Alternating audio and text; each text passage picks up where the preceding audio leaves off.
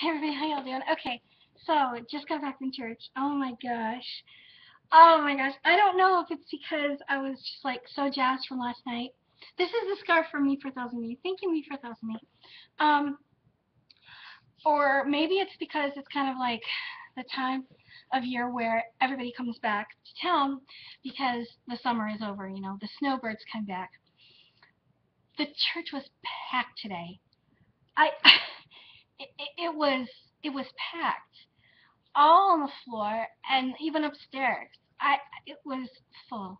And our priest wasn't there. It was actually another priest that visits us once a month.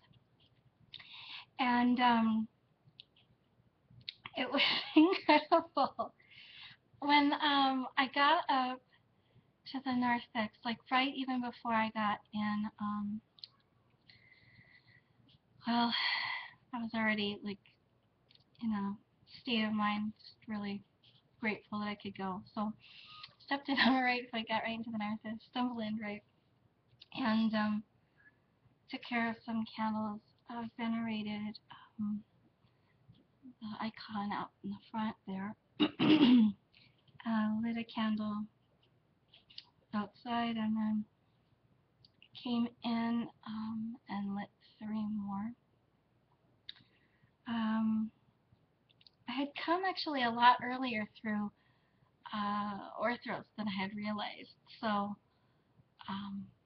just extra prayers. And what was interesting was that they were singing some certain, they were chanting some that the other choir members and I, we were kind of like speckled all throughout the church. And so while there was a main area, of course, where the chanters were singing in earnest, we were kind of doing it with them because you can't help yourself, right? So music was kind of coming from everywhere. And when I looked over in the section where we usually, sing and everything, nothing had been set up. And I said to another choir member, I said, shall we set up? And she said, let's just wait until such and such. And it was then I realized how early it was because I hadn't recognized what time it was or something. So we had the choir director there, and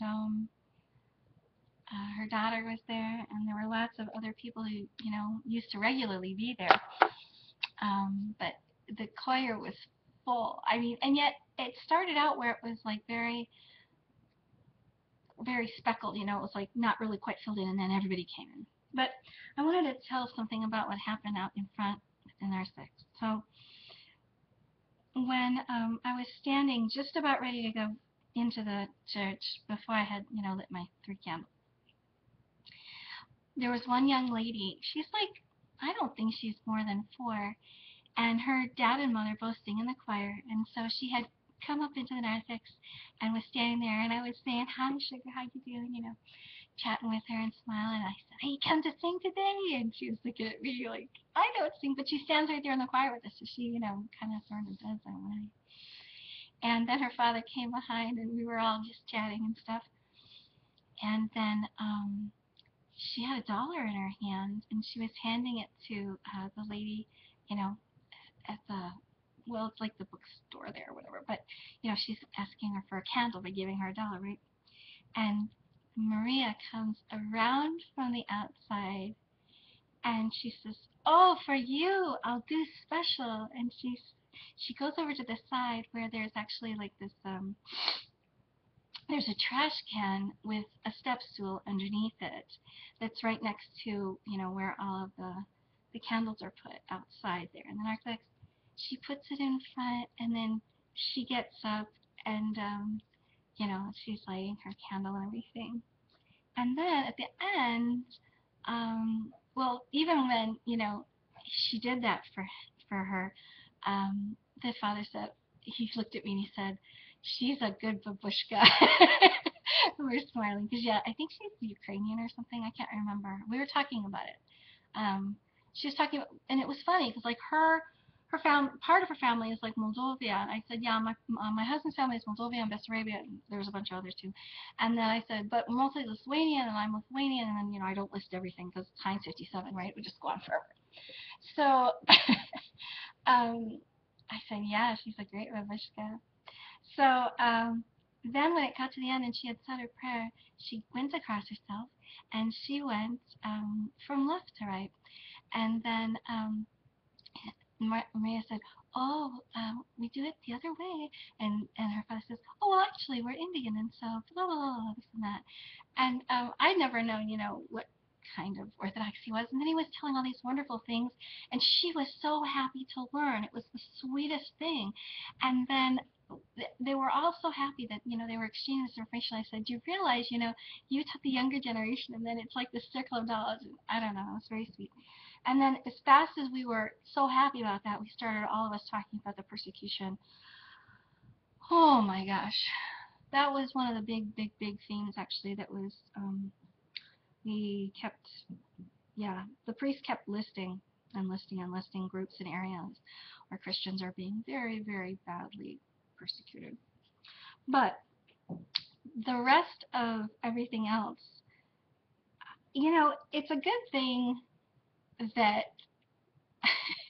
in an Orthodox church the sermons are like really short, and that everything is more like focused on the Eucharist, which the Eucharist was hugely long today because there was this like group of people. It went all the way. It was like so far, but I have never seen it be that many people.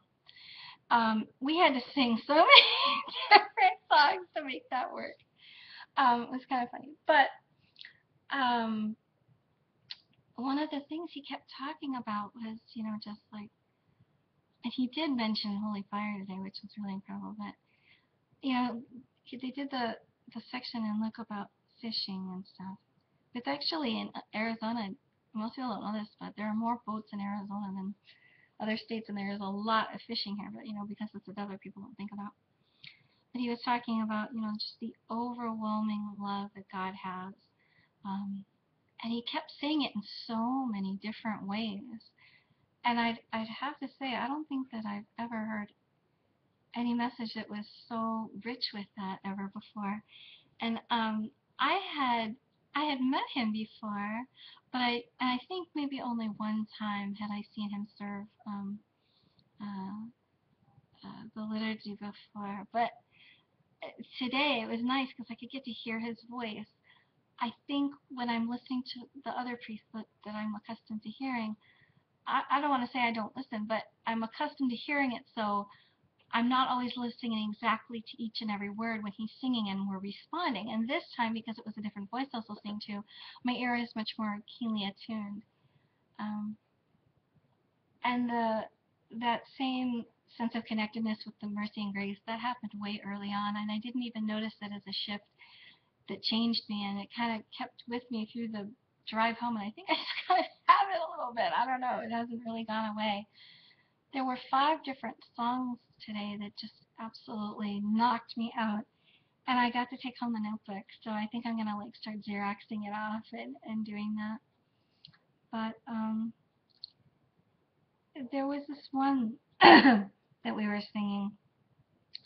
Oh, I could just go on about each and every one. It's too much.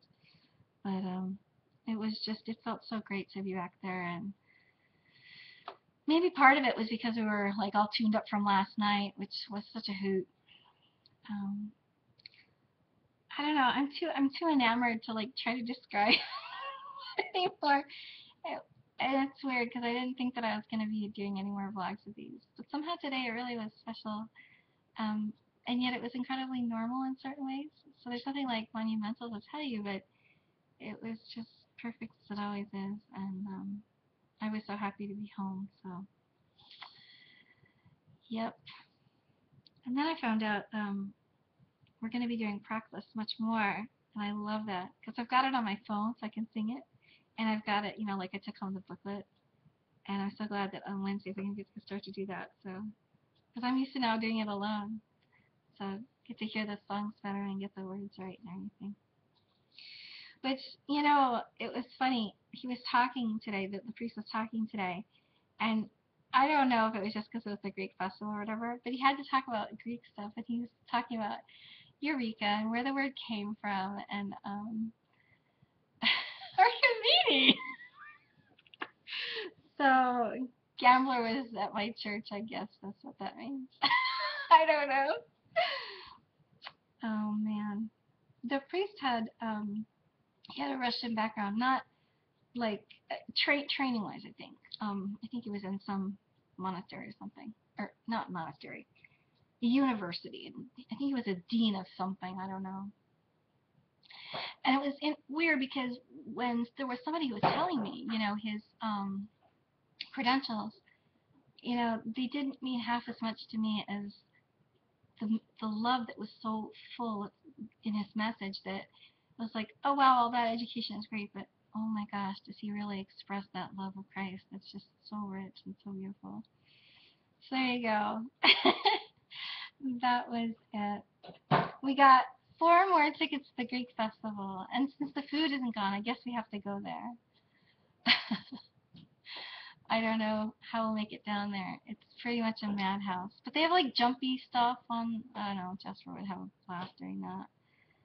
My husband's walking on the roof because he's putting up an antenna and it feels like he's going to come through the ceiling at any moment. So since I'm a little distracted, I think I should say adios. Oh my gosh, what's going on outside? It's a madhouse. Alright. I wish everybody black blessings of peace. Take care.